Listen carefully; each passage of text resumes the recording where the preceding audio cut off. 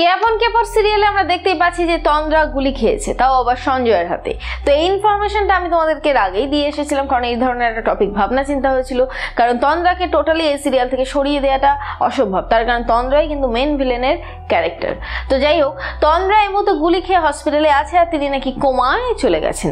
এখন বলা যাচ্ছে না যে এই কোমায় যাওয়ার এই বিষয়টা নাটক কিনা, কারণ ডক্টর রুদ্র যদি তন্দ্রাকে ট্রিটমেন্ট করে থাকে তাহলে এটা সম্পূর্ণ একটা নাটক সাজিয়েছে। আর আরেকটা কথা, সেটা হচ্ছে এই মুহূর্তে জবা রানী সেনগুপ্ত জেলে যাচ্ছে, তার কারণ হচ্ছে তার রিভলভার থেকে একটা গুলি মিসিং এবং পুলিশ এখন ভাবছে যে হয়তো জবাই গুলি করেছে তন্দ্রাকে। এদিকে অনুর খবর কি? অনু তো ভিলেন হয়ে উঠেছে। অনু এখন মনে মনে এটাই বিশ্বাস করে নিয়েছে যে তার মা ভালো হয়েছে, এটা কাকিয়া সহ্য হচ্ছিল না, আর সেই জন্যই তার কাকিয়া তার মাকে মেরে দিয়েছে। তো যাই হোক, তার মা এই মুহূর্তে কোমায় আছে, পুলিশি হসপিটালেই আছে, আই মিন সরকারি পুলিশের যে হসপিটাল থাকে তো সেখানেই আছে। আর উল্টো দিকে এখন বাড়ির সবাই এটাই বিশ্বাস করছে যে জবার পক্ষে এই কাজটা করা অসম্ভব। এখন জবার হাতে জেল হতে পারে, তার কারণ হচ্ছে তন্দ্রা এখন কতদিন কোমায় থাকার নাটক করবে সেটা তো বলা যাচ্ছে না। তবে এরই মধ্যে বেশ কিছু শয়তানি করে যাবে অনু, তার কারণ হচ্ছে অনু মনে মনে এটাই বিশ্বাস করে নিয়েছে যে তার কাকিয়া হচ্ছে আসল অপরাধী, তাই জন্য তার কাকিয়ার বিরুদ্ধে এবার দাঁড়াচ্ছে অনু। বাড়ির সবাই যখন একদিকে, অনু তখন তার মায়ের পক্ষে। এমনকি জয় পর্যন্ত এটাই বিশ্বাস করছে যে জবার পক্ষে এটা করা অসম্ভব। কিন্তু অনু কখনোই বিশ্বাস করছে না যে তার মা ভুল করতে পারে।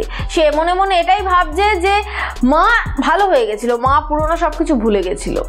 আমি জানি না একজন ডাক্তার হয়ে এগুলো ভেবে নেওয়াটা সম্ভব কিনা, যে অনু ছোট থেকে তার মার ক্রাইমগুলো চোখের সামনে দেখেছে। এমন তো না সে বিদেশে পড়তে গেছিল, সে জানে না, এসে শুনেছে। সে চোখের সামনে সমস্তটা দেখেছে। সে দেখেছে তার বোনের গলা কিভাবে খারাপ করে দিয়েছে তার মা তন্দ্রা।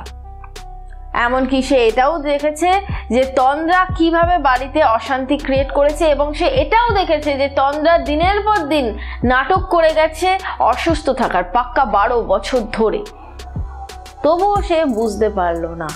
তো যাই হোক, অনু এখন দাঁড়িয়ে গেছে জবার বিরুদ্ধে। আর ওদিকে সঞ্জয় মোটামুটি 50 লাখ টাকা না পেয়ে তো গুলি করে দিয়েছে তন্দ্রাকে।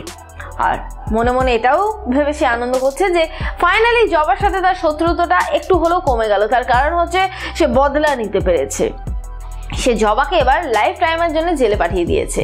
কিন্তু তন্দ্রা কিন্তু মারা যায়নি, তন্দ্রা আছে এখন কোমায়। তো তার জন্য তোমাদেরকে মন দিয়ে দেখতে হবে সিরিয়াল কেয়াপন কেপর স্টার জলসা এইচডিতে ঠিক সন্ধে 7:30টার সময়। এখন দেখার পালা এটাই যে জবা রানী সেনগুপ্ত নিজেকে নির্দোষ প্রমাণ করার জন্য ঠিক কি করতে পারে, নাকি সে আবারও আগে যেমন বিনা দোষে জেল খেটেছে এবারও কি সে বিনা দোষে 14 বছর জেল খাটবে? জানতে গেলে তোমাদেরকে দেখতেই হবে সিরিয়াল কেয়াপন কেপর। তবে এইটুকু বলতে পারি, হয়তো বেশি দিনের এরকম থাকবে না। আর তোমরা যারা বলছো যে গল্প কি আরো এগিয়ে যাবে 12 বছর, না, গল্প এগোবে না, গল্প হয়তো এইভাবেই থাকবে। এখন গল্পে এগোনোর ব্যাপারে এরকম কিছু শোনা যায়নি, তবে যদি এগিয়ে যায় তাহলে কিন্তু দেখতে খারাপ লাগবে না।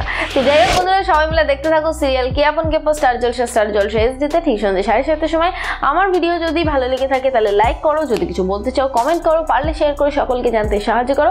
আর হ্যাঁ, কেয়াপন কেপর সিরিয়ালের সমস্ত অ্যাডভান্স খবর পাওয়ার জন্য অবশ্যই করে সাবস্ক্রাইব করো চিরকুট ইনফিনিটি চ্যানেলকে, আর তার পাশে থাকা বেল বাটন অবশ্যই করে ক্লিক করো আমার ভিডিও সবার ফার্স্ট পাওয়ার জন্য।